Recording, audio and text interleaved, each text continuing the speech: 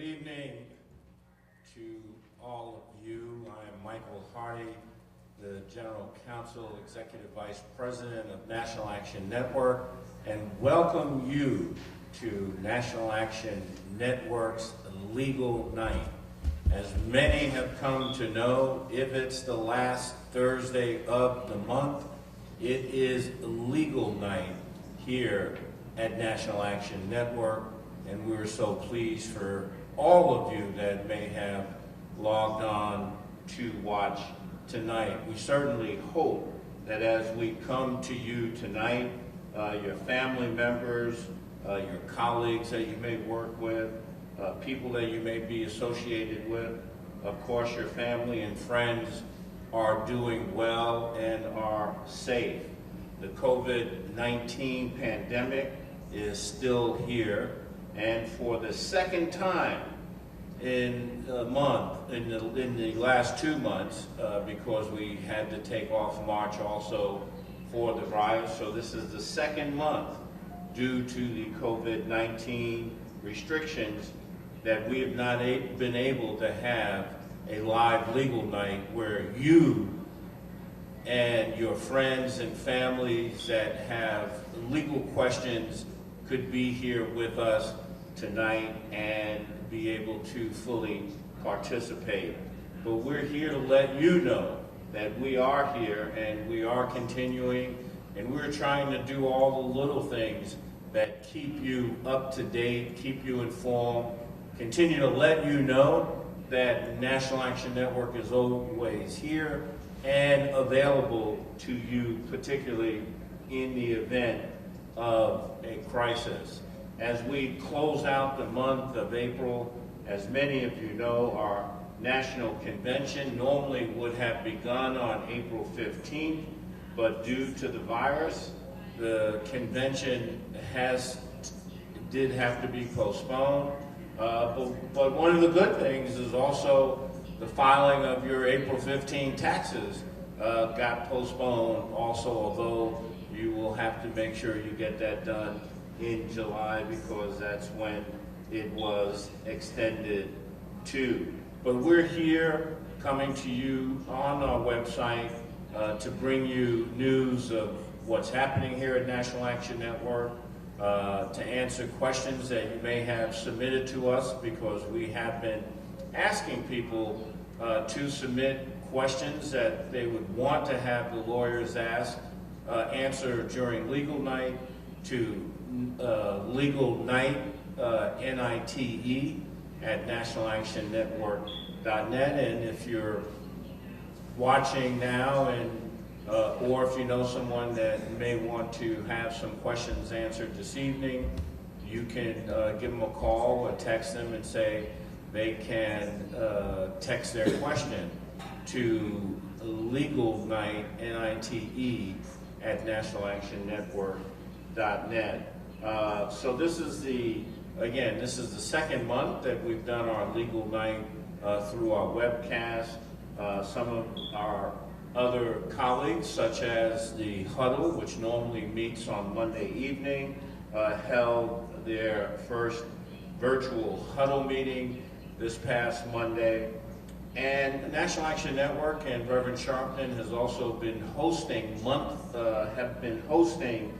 virtual town halls that have gone very deep into the issues around the COVID pandemic and also issues associated with that, including for many people that are confronting the various stay-at-home orders and the impacts that that has had both on their daily lives, their financial lives, the school lives of their children, and other impacts that the pandemic has. So we held our second virtual town hall meeting this past Sunday.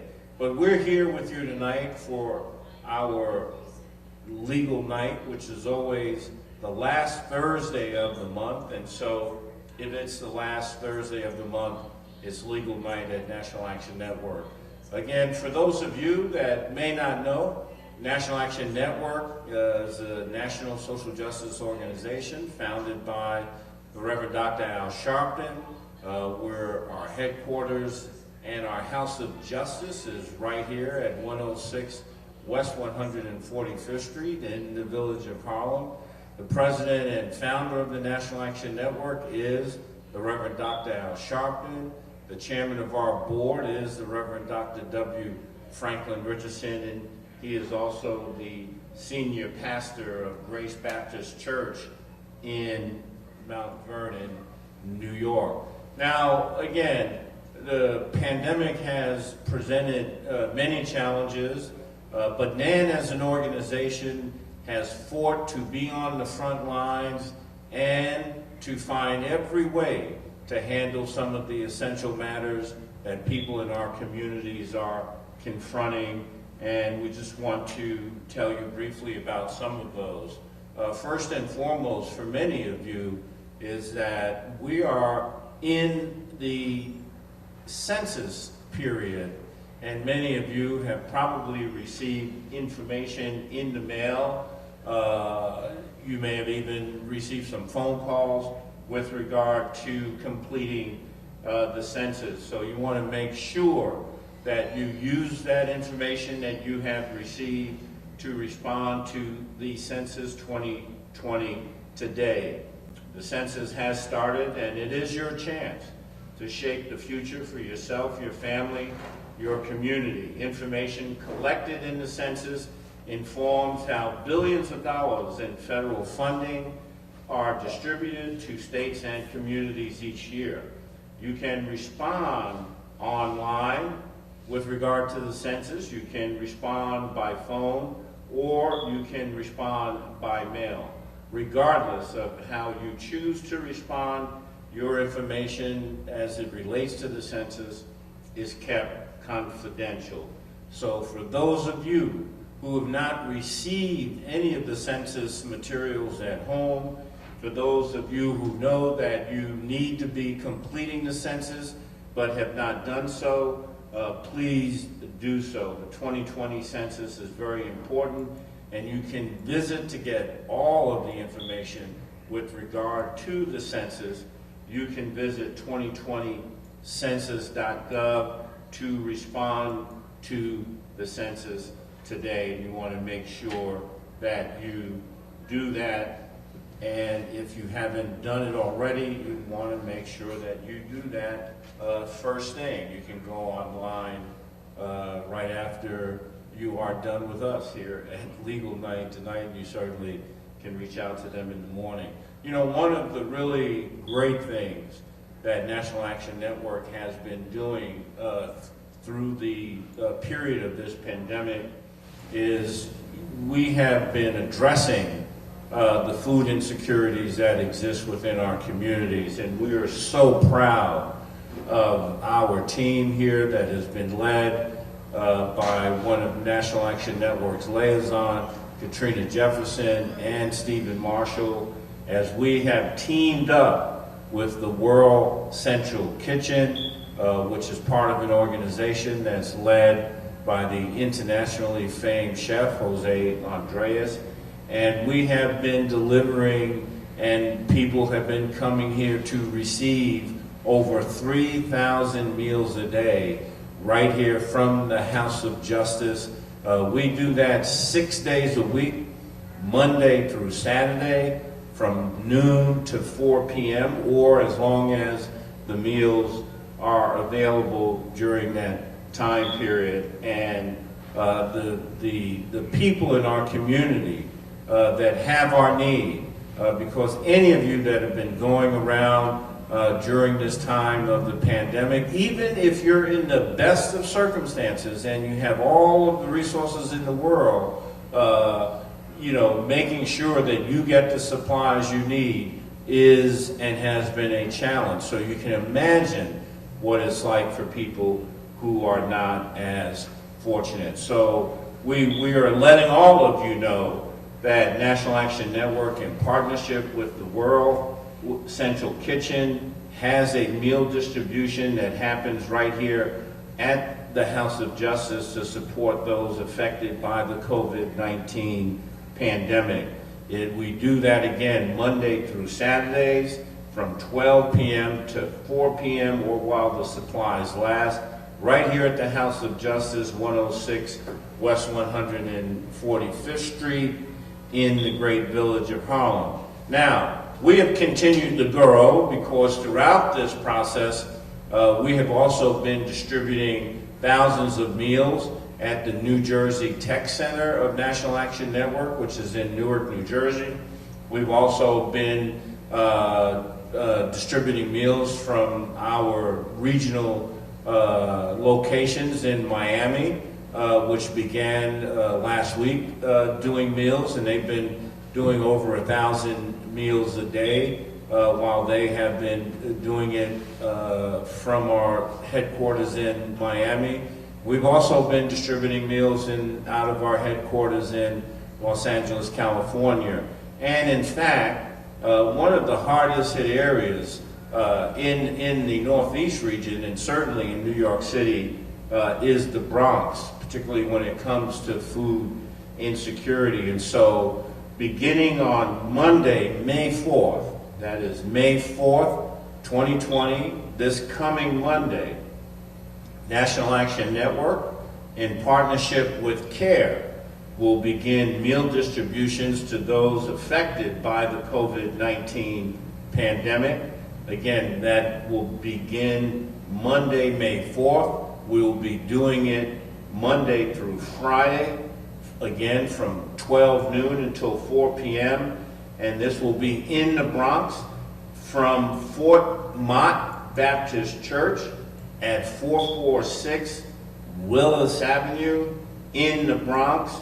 For more information with regard to that, you can call 877-626-4651, 877-626-4651, and CARE also has been caring for 75 years, and now they are partnering with National Action Network to address the meal distribution and ensuring, again, that those that are mostly in need make sure that they have access to a meal, a hot meal and a cold meal every day during the week, Monday through Friday. And we're also looking to expand to certain places on Sunday afternoon, so you're going to want to stay tuned and check the National Action Network website for information about that.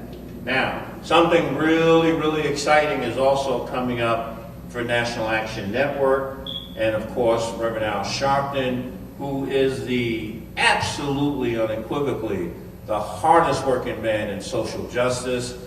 During, he's 24/7 all year round when there wasn't a COVID pandemic, and now it seems like we have somehow stretched 24/7 into more 24/7s, where it's just endless. And we're really, really excited that Reverend Sharpton, through all of this, has a new book that will be coming out in September, and you can pre-order right now. The book is Rise Up, Confronting a Country at the Crossroads, where Reverend Sharpton examines the racial disparities impacting Black America in the wake of the COVID-19 pandemic, and challenge the country to rise up and vote. It also takes a particular look at the dynamics from the transition of the presidential administration of Barack Obama to that of Donald John Trump. So you want to make sure you get the book. You can pre-order the book at Barnes & Nobles or Amazon, and you want to make sure that you do that because it's going to be an exciting book, and it's going to be hitting on all of the issues that really have been confronting us since Barack Obama left office as President of the United States and Donald John Trump was inaugurated as the 45th President of the United States. And so you want to get the book, Rise Up, Confronting a Country at the Crossroads. It will be officially released on September 15th, but you can pre-order at Barnes & Nobles, and Amazon, and you want to make sure that you're among the first to do that. And then, again, let me just come back to our legal night. Again, we have been doing our legal night, and normally we have our whole panel of attorneys that are with us, and we're in our 10th year, and we were able to do full sessions in January and February of this year, and then the pandemic hit, and so in March and April we have been shut down. But I certainly can't really say enough about the attorneys that come and participate with us at our monthly legal nights. And once again, you can never forget when legal night is at National Action Network, because all you got to do is remember that if it's the last Thursday of the month, it is legal night at National Action Network, and the doors of the House of Justice, the national headquarters of National Action Network, are open on those Thursday evenings to take care of our legal night. And so, again, there are going to be many, many heroes that people talk about as a result of this pandemic, and probably at the top of the list are certainly some of the first responders throughout the nation, but clearly at the very top of the list during this pandemic, or at least I would say the consensus about that is probably very close to 100%, have been the healthcare workers that have been on the front lines of this pandemic, and they have been doing just a tremendous job with regard to this pandemic, and they certainly need to be honored. But right here at the House of Justice, of course, we always recognize the sacrifice and the work of the attorneys that give of their time to be with us on legal night. And, you know, it's not an easy thing to do, and sometimes with our legal night, we have very nice crowds here for legal night, and sometimes you all are not the easiest group to try to satisfy, but we do the best we can, and most importantly, the attorneys that participate, they really do a tremendous job. And you know, when we did our session last month, which was the first month that we were not able to do a live legal night, we came to you on the webcast, and although we mentioned the attorneys and we thanked them, we didn't really talk about them, and so we wanted to spend a little bit of time tonight talking about those heroes for National Action Network, again, that give of their time to come and be here on the legal nights, to answer your questions, to deal with your issues, to deal with your attitudes, as I said, and to really stand up and try to help. And you know, I've always said that one of the most significant things about legal night is that we give so many of you an opportunity just to be heard, because we recognize that there have been so many doors that have been closed in your face when you have come with problems, no matter how unique they are. But here at legal night, the doors never close in your face. They're always open, and the attorneys that are part of the legal night team are always here to help and to assist you. So tonight, we wanted to give you the names of those attorneys that have really stood up and been heroes in this community with regard to their willingness and them volunteering their time to be with you on our legal nights every month. And those attorneys are Robert Bellison, Andrew Burston, David Blum, Gary Certain, Kyle Edmonds, Jeff Emden, Bari Fett, Carmen Giordano, Peter Gleason, Kenneth Gilbert, Gabrielle Harvest, Ted Kessler, Glenn Myers, Kim Parker, Edward Perchardo, Royce Russell, Joe Schmelkin, Denise Service, Wiley Stecklow, and Kareem Vesup. And we've had some others that have come and paid some visits to us, and we hope that they will also become longtime members and be here every month for us at Legal Night. And of course, we could not do the Legal Nights without the stand-up support of our staff here at National Action Network. Many of them who, after a long day work in some respects, are continuing to give of their time to be with us on Thursday evening so we can have a great legal night here at National Action Network. And of course, that includes Culver McCall, that includes Arthur Robinson, that includes Patrice Perry, Brenda Rickards, of course, William Allen, who I will tell you about in just a second, Brenda Docks, Mo, and some of our other volunteers. I don't want to not call their names, but they know, and they sit in front of me, and they know I'm talking about them, and we appreciate them. And of course, Winston Gilchrist, who does our webcast here at National Action Network. And you know, we always also are so proud because when we began Legal Night, there were two attorneys that worked with us, Senria Edwards and J. Michelle Sweeting, and both of them are now sitting as judges in New York State, and that's the Honorable Senria Edwards and the Honorable Michelle Sweeting, and they stay involved. They're always checking in, and they're always asking how they can continue to be helpful, and we really appreciate them for that.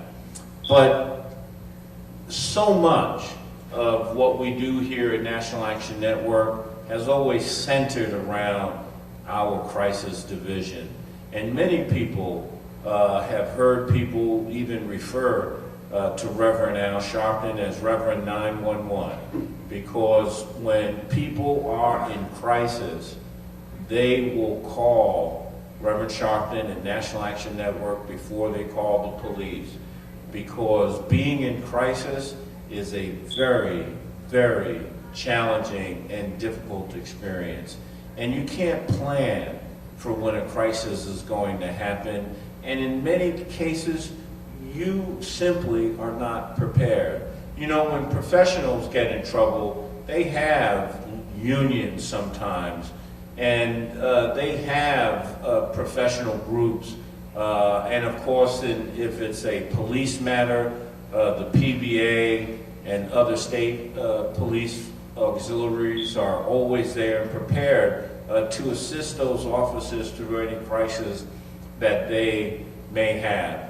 But as President Barack Obama said in one of our conventions, he said that National Action Network is the voice of the voiceless and the carer of the dispossessed. And so when you're in crisis and people come to National Action Network, we've become a voice for you to get justice. And justice is never easy, and it takes a lot of endurance. And for families that are facing that kind of crisis, to have an organization and people that they can lean on is so, so important, which is why our crisis division has always been so much at the center of all of the work that National Action Network does.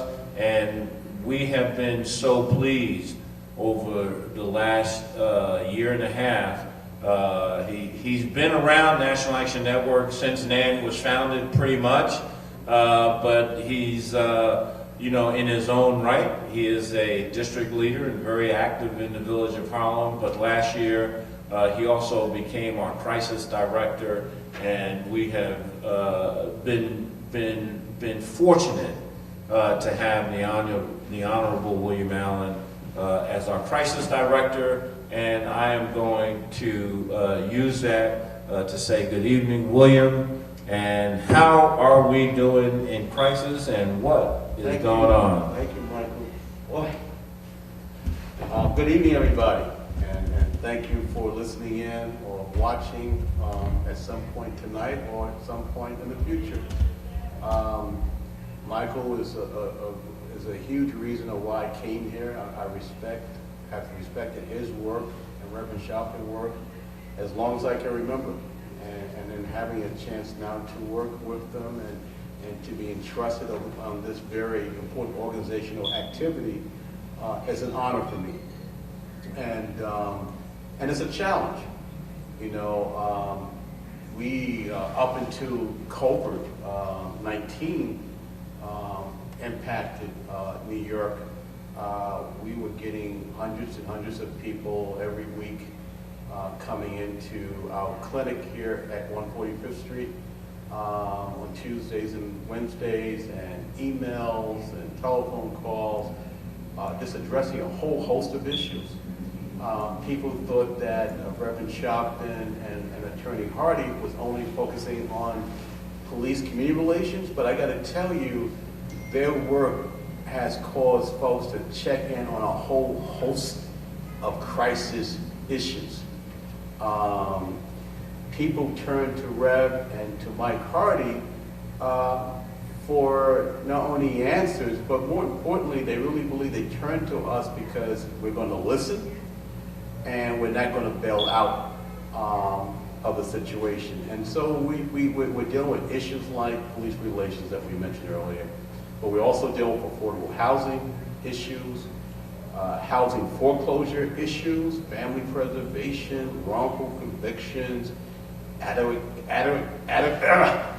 counsel to get a fair trial, seeking assistance and employment, and stopping unfair workplace treatment is just some of the categories. But some of the things could be very simple. We've had folks that just want us to be the mediator between two conflicting parties. Over the last couple of weeks, we had a woman who joined, who lived nearby, and she was at a local supermarket, and she saw the staff at the supermarket was not in compliance of social distance and covering their face and gloves, and she confronted the staff and the manager, and they actually threw her out of the supermarket. And so we went to work on that, and we got in touch with the local elected officials about it and all the appropriate agencies. That woman was issued an apology. She might have gotten some kind of discount on her future groceries, but she really exposed them, and a lot of folk did not realize how serious this virus is, and was not practicing good habits to keep us all safe. And here's this one woman who I'll call the Rosa Parks of COVID-19, who spoke up, and because she spoke up, she was impacted and got kicked out of a supermarket. And so these things are happening. We're getting all kind of cases still coming to us, Mike, and you asked me to mention some of these things tonight. For example, I'm opening up some cases here that's just been pouring in. Let me see right here. Okay, here we go. So we have people calling still about their shelter, their Section 8 status. They've been unable to reach out to certain agencies because now agencies are closed, and people are still in need of services. So we're able to figure out some way to call somebody to get them assistance, so they won't feel left alone in this process. And what's interesting, with many of the crisis callers during this period, they've been very calm, very patient. They know that it's very hard to reach anybody, but they like the fact that we're paying attention to them, we're responding to their calls, and we're working and struggling with them. We have another case here where someone called in and they wanted to highlight an incident where police used excessive force on a young woman doing an arrest. And we get national calls, and that was in St. Louis. And so you would think, even with this pandemic, You think that we wouldn't get these calls, but we're still getting these calls before and after COVID-19. We had a call about a landlord wouldn't provide a woman with a new stove and was given a temporary hot plate that keeps tripping the electric circuit in her apartment, and she was concerned that the equipment might cause a fire. So we were able to utilize her city council person to work with us to call the landlord and get that matter resolved. We had a situation where a woman called about her husband who's incarcerated in Sing Sing. She's called quite a number of times, and there's been a lot of calls by loved ones concerning about their family members who are incarcerated. And I want to say we have two extraordinary leaders in NAN, Victor Pate and Cam Ilano, and they have just been really on the case with these cases. They figured out who to contact at the prisons now. We're developing a tougher, stronger relationship with chaplains. We are beginning to figure out who to contact in the state legislature in terms of criminal justice committees, in terms of the staffing when there's some issues. So these two have been working closely with me to really, along with Reverend Toom, to build a really strong national network as we begin to relate to the prisons. Another call, Michael, that came in was from a city worker here, a city worker that lives in Brooklyn. She said that she serves food at the school and has been working several sites due to COVID-19, and she was having trouble getting her paycheck. Even though she was on the job with the Department of Education and she wasn't able to get her paycheck, she was used to picking it up, but now they said they are mailing it out, and she hasn't received the 2 paychecks, and so we were able to help out with that process. And I just want to thank Michael Gardner, who has developed him and Courtney Bennett, a very close relationship with some of the key seniors in the DOE, along with Dr. Cody here at NAN and Derek Perkison. We now have those kind of contacts in this super agency to make certain calls to get certain things done. So if you notice, a lot of these cases that we get, some cases will involve lawyers, some might involve accessing our ministers, our clergy. Some cases might involve us contacting advocates. Some cases might involve simply the members in our chapters. And we utilize all these different buttons in our organization to get a resolution. And often sometimes we try not to always go the legal route. We try to go through the social capital route to get things resolved. And as we're helping people resolve their crises, we're doing one important thing. We're showing them how in the future they can resolve their own crisis. We're showing them that it's important to belong to an organization like NAN in their community. So when crisis comes up, they're already part of an organization, they're already civically involved, and they have the tools by which they can address their crisis. So when crisis calls come in, one of the things that we ask them, are you a member of NAN? Do you know your elected officials?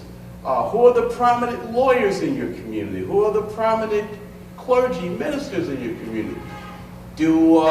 Can you pick up the phone and speak to your children's principal? Who do you know? And so one of the things that we try to get people to do is we want them to improve their own ability also to solve problems and also to prepare for problems. So over the last year, that's what we've been noticing. People are now, they're repeat performers, not so much that they don't know what to do, Michael, they're now calling us up just to check and see if they're doing it correctly. I mean, we literally have people that have come 10 times on some other issues, or they bring family members and friends, but I gotta tell you, it brings tears to my eyes to see the transformation that we have helped people make in their lives when they're not able to resolve something on their own. Now, Attorney Hardy mentioned that we're doing meal distribution, not only here in New York, but in other places all across the country, including across the water, Newark. We're out in Los Angeles, and we're in several other places across the country. And here in New York, here at our national headquarters, we now have people that will literally come not only to pick up food for themselves. They say, hey, I live at Riverton Apartments, and I know of 20 senior citizens in that building or people with disability. Can I come for them? So we now have people coming to pick up food for their neighbors. And I gotta tell you, it's heartfelt to see how many people are caring about somebody else. Other than feeding themselves, they're trying to look out for their neighbors, and it's been incredible. I gotta tell you, we got a phone call yesterday, and she sent an email today saying, I want to donate some non-perishable food in cans. And so we don't handle that here. And so I sent an email out, I think to you, Mike, and to Katrina, and to Stephen Marshall. And they said, hey, we've been working closely with Diane Blackman, who's the president of the local Frederick Samuel houses of NYCHA right around the headquarters there. And they're handing out those kind of items. So we got Diane on the phone. We also sent her an email. She said, William, I'll take that and we'll distribute it here in the community. So that's the kind of network we're doing. Crisis is still, it will always be an important part of NAN. Even as we're handing out the meals, we have the crisis flyer in the bag. So as people come, they know that not only that we're handing out food, but we're also helping with these other things like lawyers and deal with housing, education, and medical issues. And it's really been incredible. This coming Saturday, one of our crisis volunteers will share her crisis story about what she and her daughters have been doing the last couple of weeks. And it was the first time I heard about this was this morning when she called me up. She said, William, I said, where you been? She said, man, I've been coordinating laundry. I said, coordinating laundry? She said, yeah, my daughter put out a flyer in the neighborhood along Edgecombe Avenue telling seniors if they need help doing their laundry, we'll come pick it up and bring it back to them for free. I was like, I said, well, how did you work at that? She said, my daughters contacted 3 laundromats in the community, and they agreed to do these seniors' laundry for free. So that's the kind of energy that's coming out, and I'm just so glad that NAN is really encouraging people to be volunteers, to care about each other, and that's the easiest way to solve crisis. In the old days, when our community was very small, when you had a problem, you knew who to turn to, and it got done. Our society has gotten a little complicated, but it's challenges like COVID that remind us, how much we need each other. And there's still some old-fashioned thing like being a good neighbor that I hope now becomes more fashionable, and that we can really kind of turn to each other in this time of crisis. And if the attorney wants me to say more, I got more cases here in front of me. Well, I got a few more. We have someone from California had called up, and they were in a Walgreens, and the cashier coughed in her face. She reported it to the police department, and she believed they filed a bogus report and had to self-quarantine herself for 14 days after the clerk coughed in her face without a mask and stuff on. And so we're working on that, and of course we provided a lawyer for that, this California case. We had another guy who called. He's a Vietnam vet, and he was concerned about his veterans benefits. We put him in touch with his congressional representative office, and they are assisting with him. That's another thing. We are able to figure out what categories to put the crisis assistance needed in. And sometimes, for example, we've had calls where people say, I got a pothole on my block. Should I call my congressman? Or should I call my city councilman? We literally teach people who to contact. So if you got a pothole on your block, you want to call the city councilman because streets are under the municipality. If your grandmother is missing her Social Security check, or grandfather, right? Well, we're not going to call the city councilman about a Social Security check. We're going to call your congressional representatives because they have oversight over federal agencies, right? And they have the contacts inside those agencies to resolve problems. For example, what's another issue? If you're having problems with some kind of employment discrimination too, often sometimes the federal legislator can have more emphasis with that because with employment discrimination, it deals really with federal law, and sometimes you just got to know which politician to go to that can at least give you access to the right people to get information and get these problems solved. I even got a call today from a neighbor. She was concerned about COVID-19, and there was a local park here in Harlem that was closed. There was heavy known drug addiction and drug selling. And it was just a sad situation where people have really seemed like they fell out of life and all they had with each other, but it was really creating an unsafe situation for them as well as the neighbors. So the park actually closed for COVID. But now the folks that was gathering in that park are now all in front of her building. And as she comes out of her door, no one has on a mask, no one has on gloves, people are coughing, people are smoking, people are using drugs, and so she turned to us for some guidance. And we talked about with her a campaign of how to quickly address that issue. So for example, New York City 311 is a very important tool that we must use. The mayor has given us an opportunity to use that number to document our complaint, if it's a photograph or some other kind of document, and then you can send it into 301, and they'll help you to follow up. And that information also goes to the local community board, and they can follow up as well. So a lot of times when we have complaints in our community, often we don't follow up with the complaint, and so therefore nothing gets done. So it's so important, if you have a public safety issue or public safety health issue, you must report these things so we can get the right kind of public attention to get these things resolved. We got another case here. A daughter called about her mom.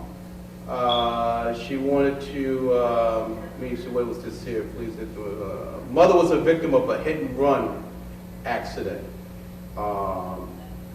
Unfortunately here in Harlem, and she needed legal counsel for that case and felt like she's been getting a runaround, so she turned to us.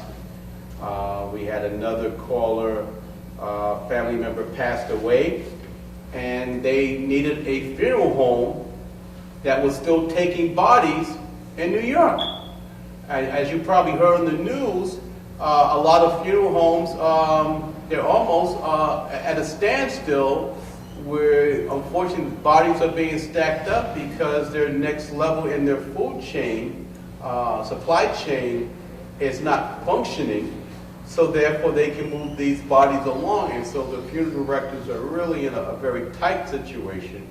And so part of my task over the next couple of days is really to make some really inroads into that industry so we can address this kind of concern. In fact, this woman that called, she's one of about 9 people that have called with regards to funeral homes and that their loved ones are still at the funeral home. And in 2 cases, the bodies have been there 3 weeks.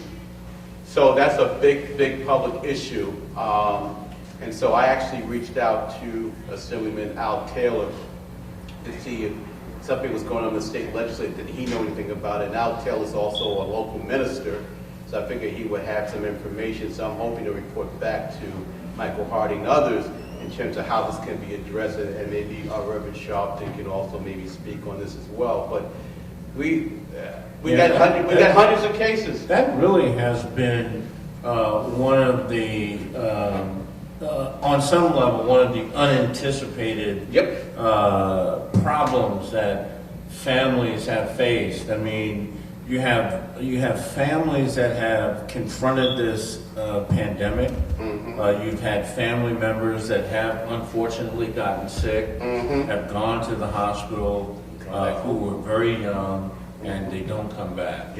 And no one would ever have imagined that arranging, and also being in a situation where you can't fully funeralize those that have passed.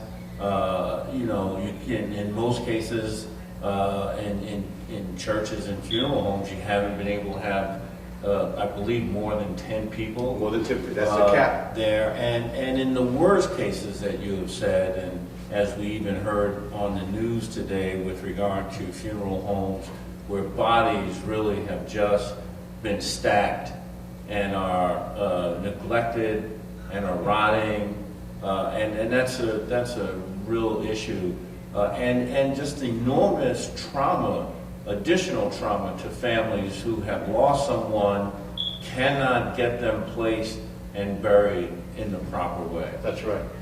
I got something else to share with you, Michael. This was from Nashville, Tennessee. A father-in-law is incarcerated in North Carolina. The call came from Tennessee.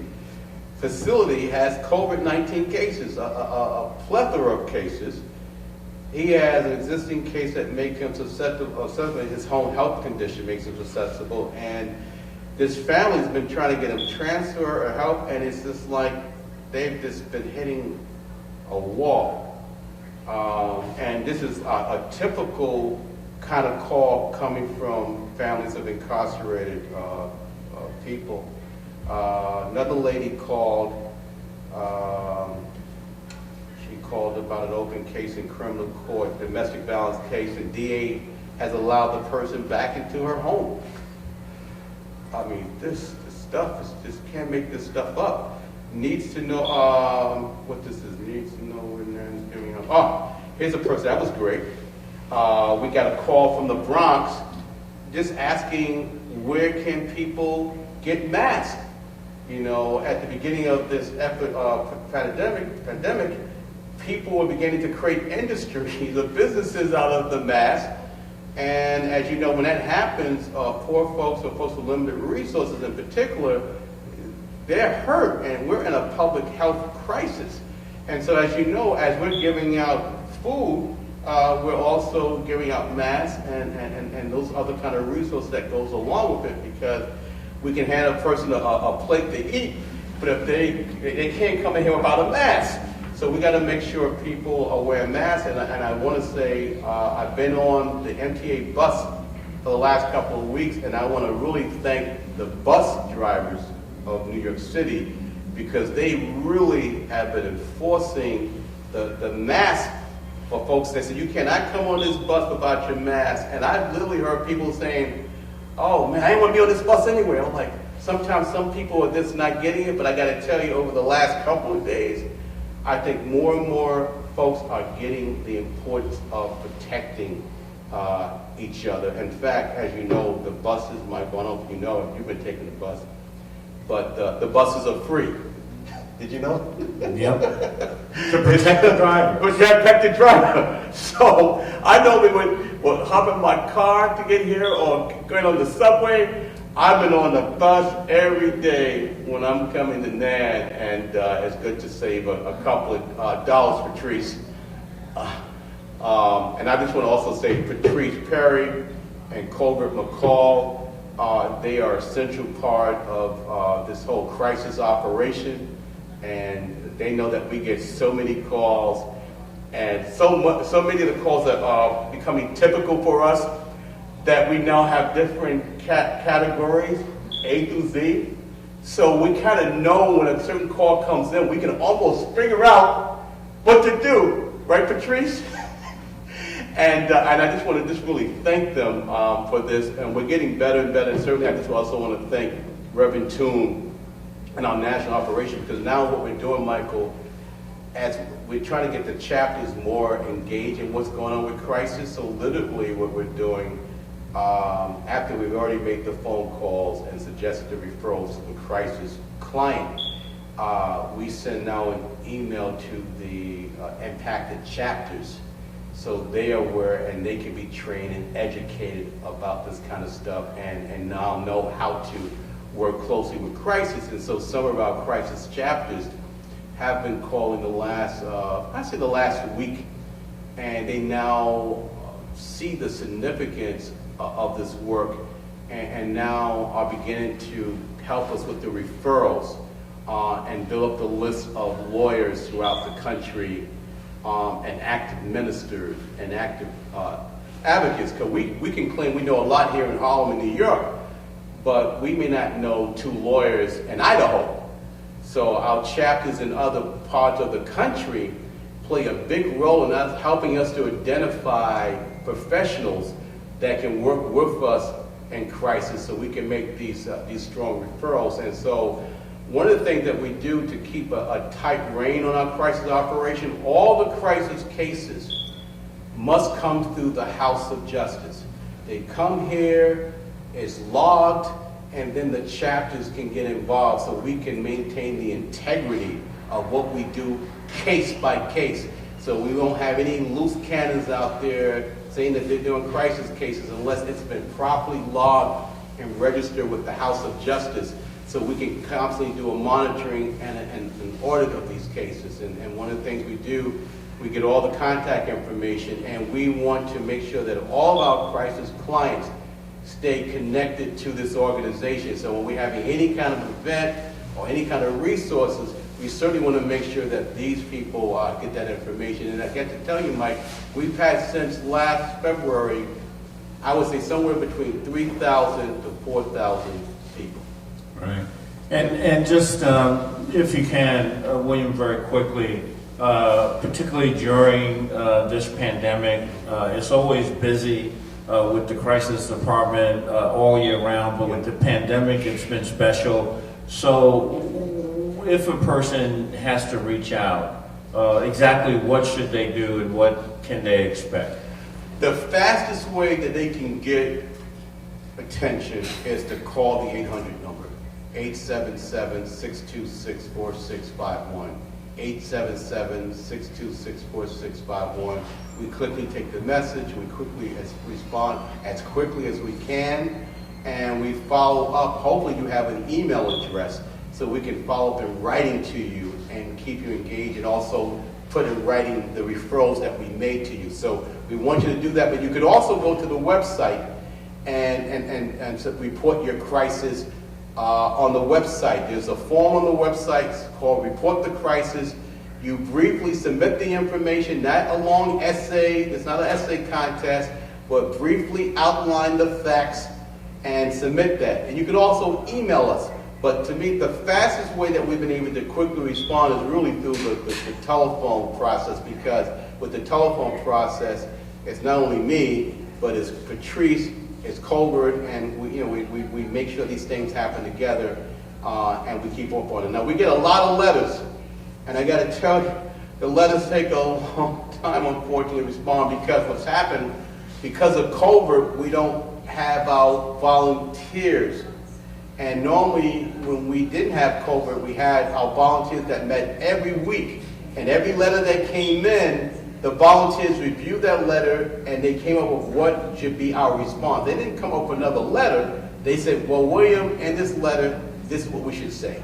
And it's normally like 2 sentences. And we were able to get those things out in record time, but now we've been a little slow. So with some of the letters that come from the prisons, my response has been to those incarcerated, please identify a loved one, a friend, or family member to us, who I can communicate with while you're incarcerated, because that letter is kind of slow, but if you identify someone who we can follow up with, we can work with them to help you.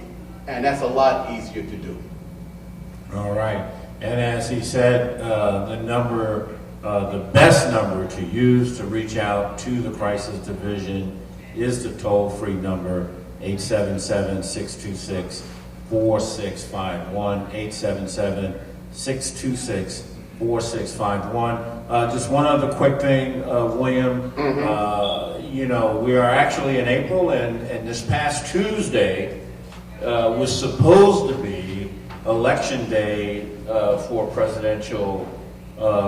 presidential primaries. That date had already been adjourned until June. So what is the voting date in New York State for those that will be voting? June 23rd. And what are the things that they'll be able to, why should they vote on June 23rd, and what will be on the ballot? Well, you should always vote. People was lynched, shot, stabbed, killed, drowned, just for us to have the right to vote. And as you know, voting is tied to all these resources that we get as a community. And so when we don't vote, our voices are not heard. And so those people that do vote in other communities, they will get the resources that we need, right? So on the election in June is known as the federal election month, right? So on the ballot is folks running for Congress, the House of Representatives, right?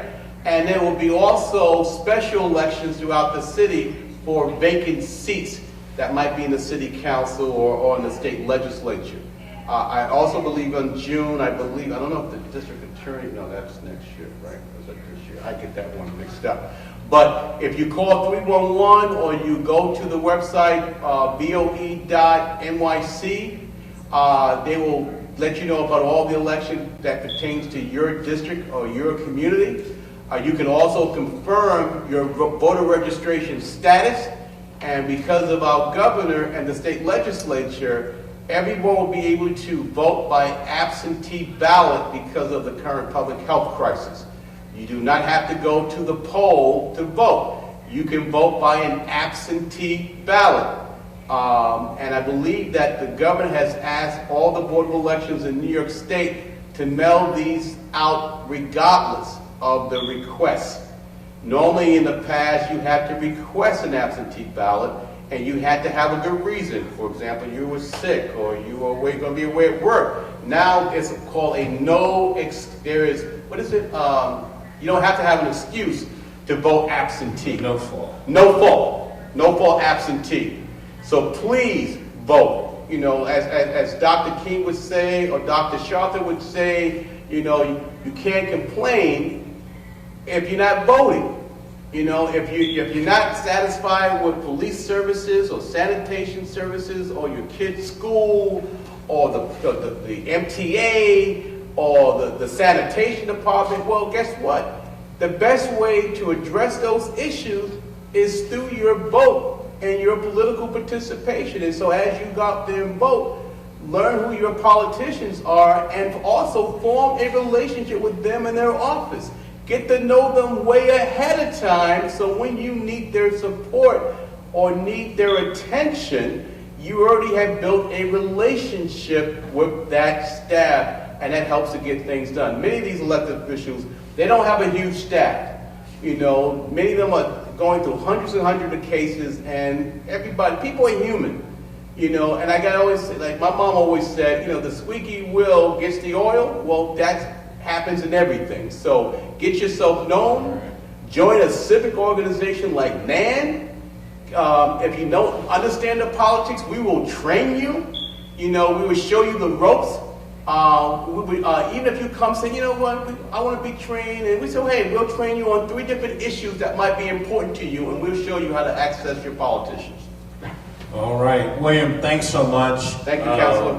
The Honorable William Allen, head of our Crisis Division. And as we wrap up, you know, we normally do Legal Night in 3 parts. 1 is the presentation, 2 is you, Yep. But you can't be here. And again, in the future, please make sure you know National Action Network, Legal Night at National Action Network. You can email us at that email and we can address some of your questions.